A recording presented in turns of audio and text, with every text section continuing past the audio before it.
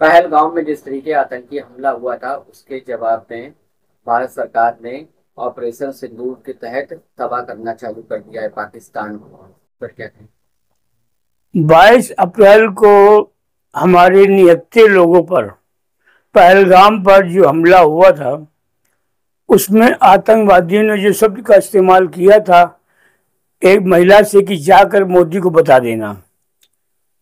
तो जब उन्होंने ये शब्द कहे तो इसी को देखकर हमारे माननीय प्रधानमंत्री जी ने महिलाओं की, देश की महिलाओं के सिंदूर की रक्षा हेतु ऑपरेशन सिंदूर चलाया। इस ऑपरेशन सिंदूर का मकसद सिर्फ इतना था कि जितने भी पाकिस्तान में आतंकवादी अड्डे थे उनको नेस्तनाबूद करना था। और हमारी केंद्र सरकार ने, हमारे माननीय प्रधानमंत्री जी ने एवं हमारी भारतीय सेना ने इस काम को बहुत ही अच्छी तरह अंजाम दिया, जिसमें कि हमारी तरफ से कोई भी नुकसान नहीं हुआ और उनके 9 अड्डे ध्वस्त कर दिए गए। मसूद अजहर जैसे लोगों के परिवार खत्म कर दिए गए। लेकिन इस आतंकवादी अड्डों को खत्म करने के एवज में पाकिस्तान सरकार और पाकिस्तान सैनिकों ने भारत पर हमले की योजना बना ली और भारत पर हमला कर दिया। इस हमले का जवाब हमारे माननीय प्रधानमंत्री जी और हमारी भारतीय सेना, जल थल वायु, तीनों सेनाओं ने ऐसा आक्रमण किया है और आने वाले समय में ऐसा आक्रमण, अभी तो आक्रमण किया नहीं, अभी तो उनके जवाब दिया गया है जो वो कायराना हरकत उनकी सेना कर रही है। हमारे निर्दोष नागरिकों पर प्रहार कर रही थी वायुसेना उनकी, उसको हमारे नागरिक बचाने के लिए जितनी उन्होंने ड्रोन भेजे, मिसाइलें भेजी, वो हमारे S-400 ने नेस्तनाबूद कर दिया, खत्म कर दिया।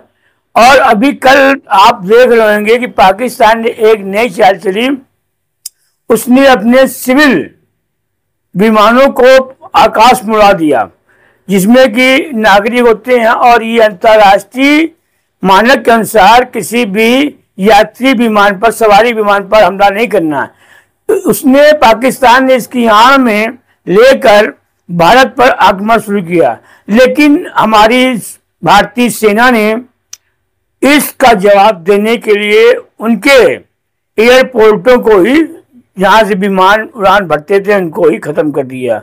मैं भारतीय सेना के तीनों सेनाओं को, जल थल वायु के सैनिकों को, अपने देशवासियों की तरफ से, अपने देश की महिलाओं की तरफ से मैं उनको बहुत बहुत धन्यवाद देता हूं। अपने माननीय प्रधानमंत्री जी को बहुत बहुत धन्यवाद देता हूं जिन्होंने हमारी बहू बेटियों के सिंदूर की रक्षा की और सिंदूर नाम से इस अभियान को चलाया। तो हमारे 140 करोड़ भारतीय इस समय मोदी जी के साथ कंधे से कंधा मिलाकर खड़े हैं। और मैं सभी भारतीयों से, भारत के नागरिकों से निवेदन करता हूं कि इस युद्ध की घड़ी में सभी लोग शांतिपूर्वक रहें और आपस में भाईचारा बनाए रखें, आपस में एक दूसरे की जरूरतों को पूरा करें।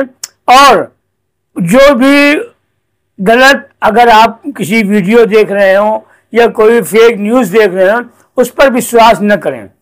और देश की सुरक्षा के लिए आप सभी लोग अपने आस पड़ोस के लोगों की जानकारी लेते रहें, उनको किसी प्रकार की असुविधा उसको दूर करें।